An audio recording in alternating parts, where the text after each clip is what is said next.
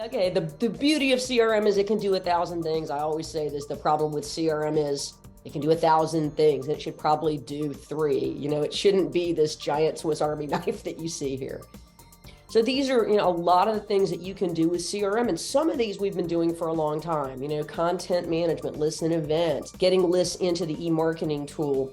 There's a lot of stuff, a basic who knows who, but there are some new things that we can do as well. What we're seeing now is more use of things like pipelines. Some systems have really advanced BD tools like pipelines, and while we're still pretty far behind most of the corporations and even the accounting firms, who obviously they care a lot about numbers, I'm finally starting to see firms that want pipelines. So it's great that we can do all these things, but we can't really focus on everything. What we need to do is we need to sit down and focus on pilot groups. If you've got a new system you're rolling out or you're trying to get better adoption of your existing system or more value, start with a pilot. And I think we all knew to start with a pilot, but you sit down with that pilot and you really get to assess their needs. What's the problem they need to solve? Or, they need to be more efficient. They're doing webinars, whatever it might be, and wrap CRM around that one thing, maybe 2 things. Sit down with another group, pilot 2, and then do another pilot and another until you run out of pilots, because it makes everybody sort of feel like a special snowflake, right? Your CRM is specifically for them and they're all doing different things. And at the end of the day or the end of the year, you may find out you're doing a lot of these things, but everyone's using it differently, and that's okay because they're all getting value. And that's what you want.